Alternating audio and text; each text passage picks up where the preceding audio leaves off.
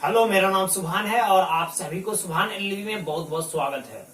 मैं उम्मीद करूंगा कि आप लोग जहां भी होंगे बहुत ही अच्छे होंगे। एक भाई ने कमेंट्स किया है कि सर मुझे आप बताएं कि मेरा दादा का जमीन है और वो जमीन को जो है हमारे बड़े पापा ने मेरे पापा के हिस्से का भी जो है वो मेरे पापा के गैर मौजूदगी में बेच दिया और मेरे पापा को इतना नॉलेज नहीं था, इतना जानकारी नहीं था कि वो जमीन जो है फिर से वापस कर सके। अब हम लोग जो हैं वो जमीन वापस लेना चाहते हैं। क्या वो जमीन वापस हो सकता है या नहीं हो सकता है? तो मैं उस बातों पे आज आप लोगों को बताना चाहूंगा कि यदि आपके दादा का या पापा का या आपके पूर्वजों का जमीन है और वो जमीन जो है आपके बड़े भाई या आपके बड़े पापा या आपके चाचा जी कोई भी जो है आपका जमीन वो बेच रहा है या बेच दिया है, तो भी आप जो है उसका हकदार हैं, आपको उसका हिस्सा मिल सकता है।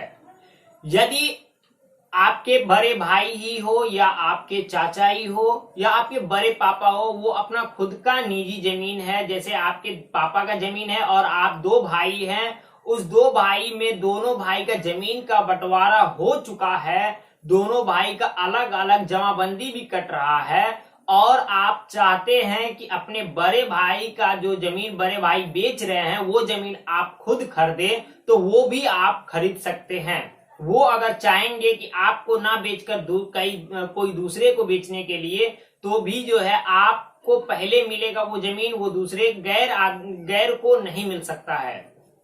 तो आज मैं उसी सब टॉपिक पे आप लोगों को बताने जा रहा हूं और बताने वाला हूं। तो बताने से पहले मैं बता दूं, यदि अभी तक आपने हमारे वीडियो को लाइक नहीं किए हैं तो प्लीज वीडियो को लाइक कर दे, क्योंकि आपका एक लाइक मुझे काफी मोटिवेट करता है। तो मैं आपको पहले बता दूं, यदि आपका जो भी जमीन है वो जमीन दादा का हो या आपके पापा का हो, आपके बड़े पापा या आपके बड़े भाई उस जमीन को बेच दिया है, तो आप उसे अपने नाम कर सकते हैं। तो आप अपने नाम करने के लिए आपको जो है सबसे पहले उस जमीन का जो है खतियान आपके पास होना चाहिए। खतियान उस जमीन का, जैसे आप मान लेते हैं कि आपको पता चला है कि फलना जगह जो है दूसरी जगह, उस जगह का वो जो प्लॉट है वो प्लॉट आपके खानदानी प्लॉट है, वो आपका प्लॉट खानदानी है, तो वो खानदानी आप ऐसे जो बोल देंगे जुबानी तो हो नहीं सकता है, तो उनके लिए तो आपके पास कागज होना चाहिए। तो कागज के लिए आपके पास जो है कम से कम जो है खतियान आपको निकलवाना होगा। तो खतियान जो है अक्सर जो है आप जहां पे रजिस्ट्रार करने जाते हैं, रजिस्ट्रार होता है कागज का, तो वहां आपको जो है खतियान आसानी से निकल जाएगा। नहीं तो वहां पे आप अगर जहां पे रजिस्ट्री करते हैं वहां पे जाएंगे तो वहां पे आपका जो प्लॉट होगा उसका जो मौजा आप बोलेंगे, हल्का बताएंगे, तो वहां का जो है आपको जो है उस मौजा का जो है आपको नंबर भी दे दिया जाएगा, उसका जमाबंदी नंबर क्या है, खाता नंबर, खेसरा नंबर क्या है, वहां से आपको आसानी से मिल जाएगा। कुछ रुपया देना पड़ता है, मिनिमम 500-600 रुपया जो है आपको वहां पे खर्चा करना होगा। उस वजह से जो है आपको वहां से जो है आपको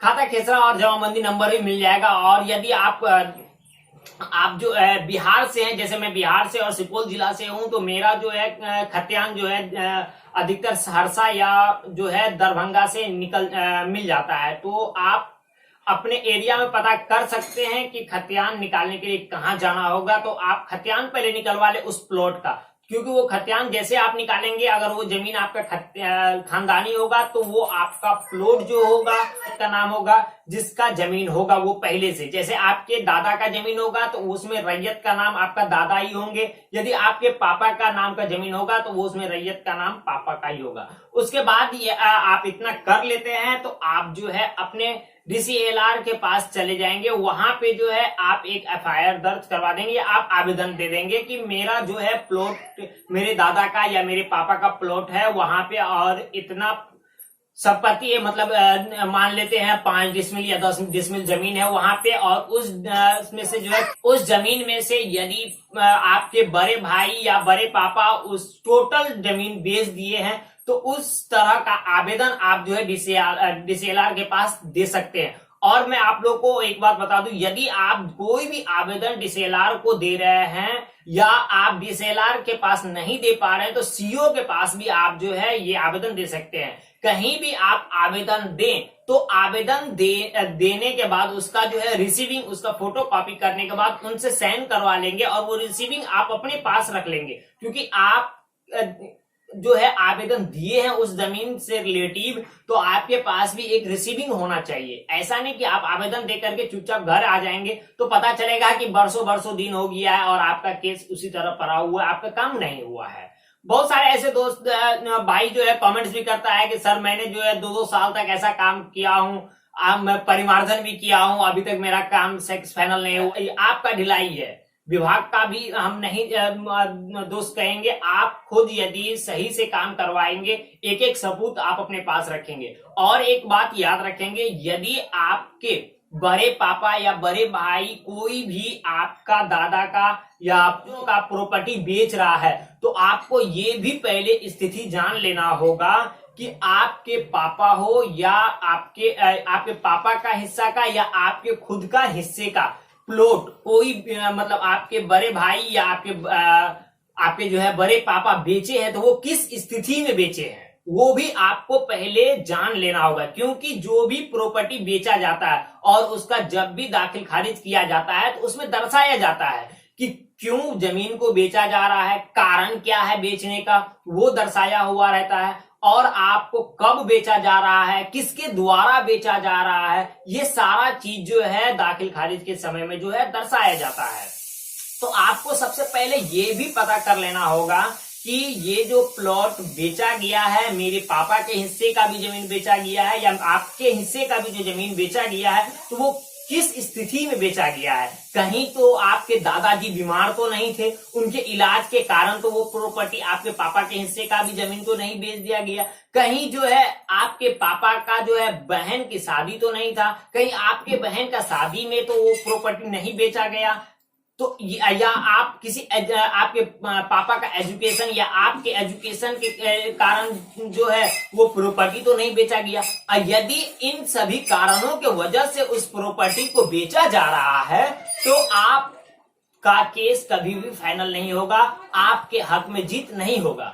तो पहले आप ये कारण को भी आपको पहले पता कर लेना होगा कि कारण किस कारण से जो है वो प्रॉपर्टी बेचा गया। अब ये नहीं कि आपके पापा जो है या बड़े भाई जो है वो प्रॉपर्टी को बेच दिया और वो बोल रहा है कि हम तो तुम्हारे ही पढ़ाई के लिए जो है या तुम्हारी बहन के शादी के लिए या तुम्हारे फूफी का शादी के लिए जो है हम प्रॉपर्टी बेचे हैं। तो उनके बातों पे भी आपको विश्वास नहीं कर लेना। उनके कागज पे जो है, जब आप बता रहे हैं, हम इससे पहले बताए कि जब भी जो है दाखिल खारिज होता है तो उस समय जो है ये चीज दर्शाया जाता है कि वो किस कारण से बेचा जा रहा है।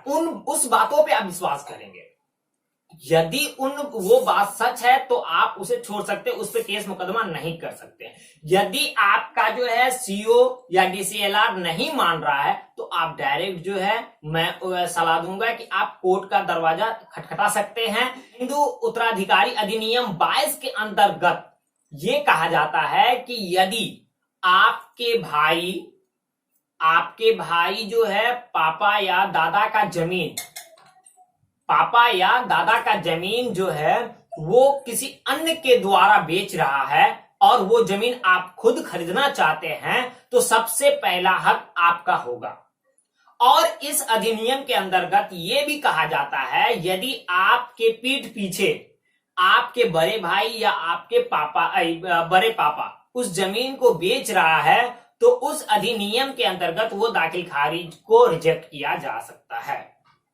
तो आप इन बातों को भी ध्यान में रखेंगे कि आप जब भी कोर्ट में जाएंगे आप केस करने के लिए या आप केस करने के लिए, तो हिंदू उत्तराधिकारी अधिनियम 22 के अंतर्गत आप उन पे केस कर सकते हैं। जैसे आप उन पे केस करेंगे तो 100% है कि वो जो है प्रॉपर्टी आपके नाम हो सकता है। जितना आपके बड़े भाई के हिस्सा जाएगा उतना ही उनके हिस्सा में जाएगा और जितना आपके हिस्से में है आपके हिस्से में आ जाएगा। एक बात तो और है, यदि आपके दादा का प्रॉपर्टी है और पोता 2 है अभी, तो दोनों की सहमति से ही वो प्लॉट बिकेगा, चाहे वो अपने हिस्से का क्यों नहीं बेच रहा है।